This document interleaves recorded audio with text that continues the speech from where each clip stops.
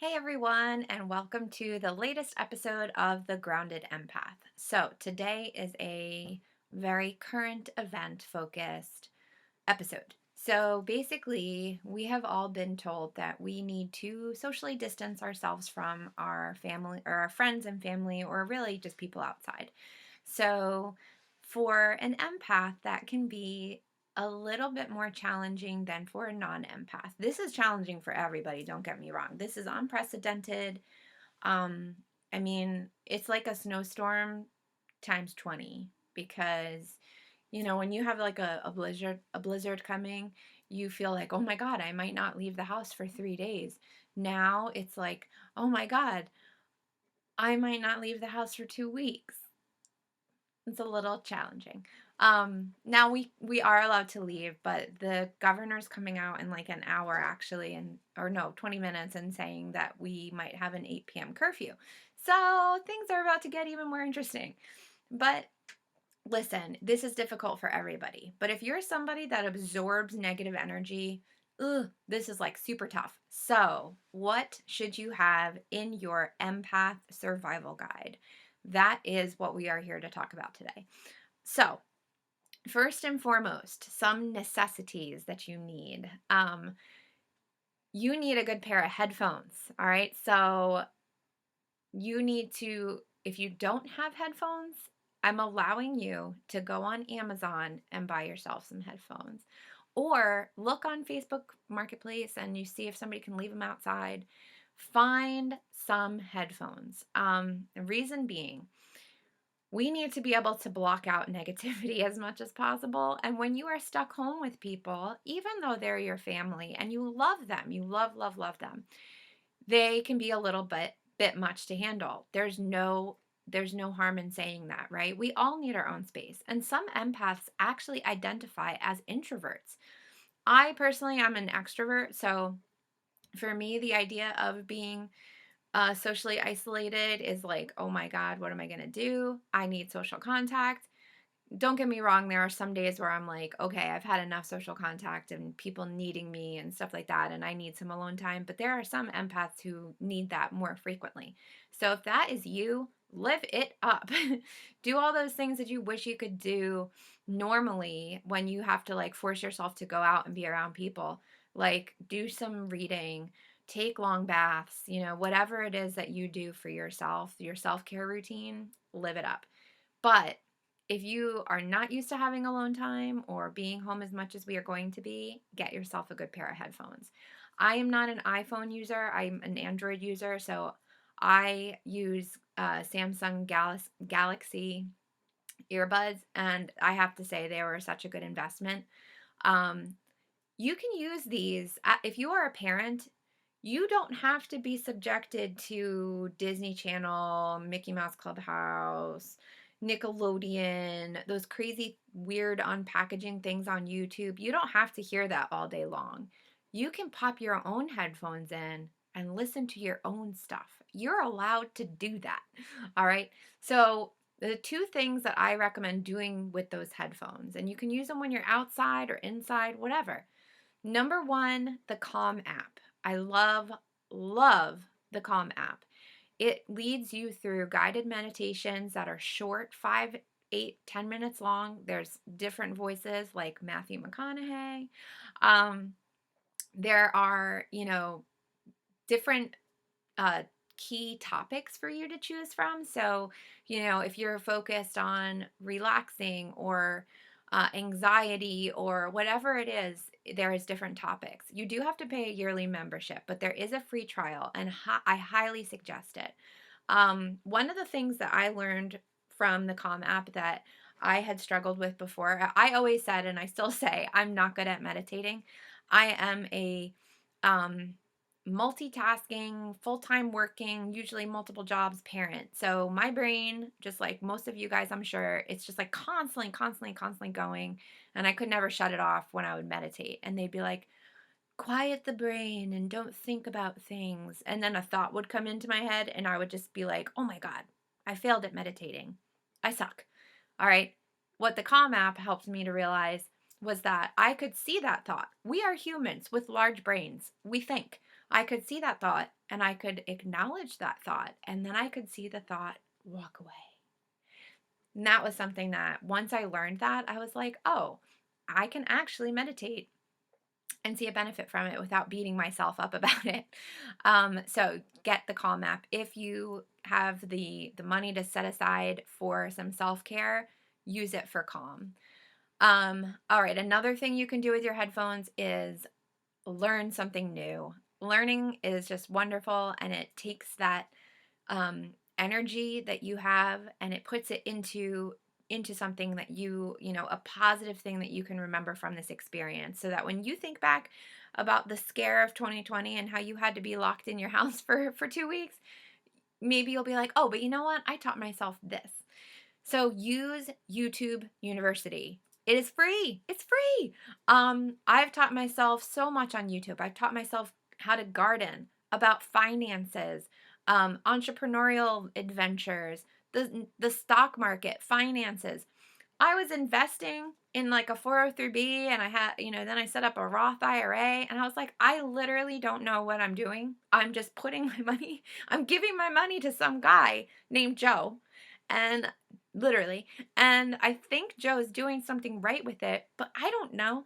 So if that's you, take this time, look up some basic finance stuff. There's so much out there. There are people that this is their job, is to make YouTube videos teaching people the basics of finance. So why shouldn't you use it? Do it. Use it. Teach yourself something new, because then at the end of this, you can come out saying, "Hey, I actually learned something during our, you know, quarantine zombie apocalypse movie time." Okay, so those are things that you really should use those headphones for. And music. I know when my husband gets really in a state of like, we're small business owners, so like the last week has been insane. He'll put on classical music, he'll put on calming, like meditative music. You can look it all up on YouTube, or even Pandora has like different playlists for calming. So use those things. All right, my second big tip, besides, you know, having the necessities of the headphones and the apps and the music, the second thing is to get outside. All right, there's multiple reasons for this. Number one, fresh air. Okay, when we are surrounded by viruses and bacteria, when you're living in your house for like 2 weeks straight, you want to air it out. Okay, so first of all, open the windows, but second of all, getting fresh air is beneficial for us, and it helps just make sure that we're not, you know, getting nasty germs right in front of our face all the time, or whatever. So get outside. The other thing besides fresh air is the sun. We have all been cooped up for several months in the winter, at least here in the northern hemisphere, and this week is the first day of spring. What that means is you need to replenish your body of vitamin D, which does have a role in your immune system. So get outside. Let the sun touch your skin a little bit. All right. I look at how pale I am. I like blend into the wall behind me. That's just normally how I am, but right now I am like, yes, I cannot wait to get out in the sun. And there are studies about how the sun, okay, impacts your mental health. If you've heard of seasonal affective disorder, now is the time that we can start crawling out from seasonal affective disorder. So get your booties outside, get some sun. All right. Another thing I can suggest is, while you're outside, if you have the ability to take a walk with your kids, with your dogs, with your spouse, with yourself, okay, take a walk. Walking is really good for a little bit of an endorphin boost. If you run, if you bike, do those things for sure. Stay healthy, get on your exercise routine. But if you don't, just take a little walk. It could literally be around the block. If you have somewhere where there is water as well, that's another really good thing you can do to cool down your brain, calm down the brain. Water has been shown to help, like the sound of water has been shown to improve mental health, calmness, and things like that. So if you know of a river or a stream or a lake, and if you don't know of any around you, there is another free app you can download called All Trails. And it is a really good app. I use it to find running trails when like I get bored of the same lap at the park. but they have things on there like if there's a lake or a stream, and that way you can find one and go sit by the water for like 5 minutes. Just sit there, close your eyes, and listen. If you live by the beach, I know where I would be. All right, so get out and utilize the sound of water. Um, Okay, the third tip is to stay healthy. So, like I said, if you exercise already, don't let that fall to the wayside because you're afraid to leave your house. You can go run at the park. You can take your dogs for a walk at the park. You can go for a bike ride. I wouldn't necessarily go like play on the jungle gym with my kids, and a lot of gyms are unfortunately closing. So, if that's the case and you are usually a gym person, look up body weight exercises on YouTube. You guys know this. If you are somebody that works out, you probably already know this, but utilize what's around you. Don't use it as you don't use this as an excuse to stay home and get out of shape, right? Another thing really big in under that category is eat healthy. Food is our number one medicine. If you think about the fact of how many times a day do you take a certain medicine and how many times are you putting food in your mouth, all right? Utilize medicine. It is so tempting to just bake at home, bake cookies and eat pastas and with butter and cheese and popcorn with butter and cheese and okay, it's comfort food for a reason. That's the name, right? You want to think though about your mental health is affected by the food that you eat and also by how you feel about yourself. And if you just start like, I don't know, eating so much and just not exercising, you're going to start to feel not so good about yourself. You're going to start absorbing your own negative energy.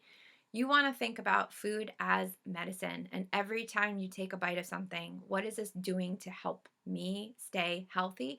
What is this doing to help my brain stay healthy? And those are the things to really focus on. All right. Okay. The fourth tip is to calm the space around you. Okay, so you might not have control about what's happening outside of your home. We have no idea what's going on. And I know that when I am home and I can control the space around me somewhat. If you have your kids at home, it can be tricky, or even spouses or friends, right, that you live with, but you can calm the space around you. So the first thing is to diffuse some essential oils. That's so easy, such an easy tip. Lavender is really good for calming. Eucalyptus is a good one to kind of open up the passageways a little bit. I'm not big on like essential oils. I know that a lot of people are.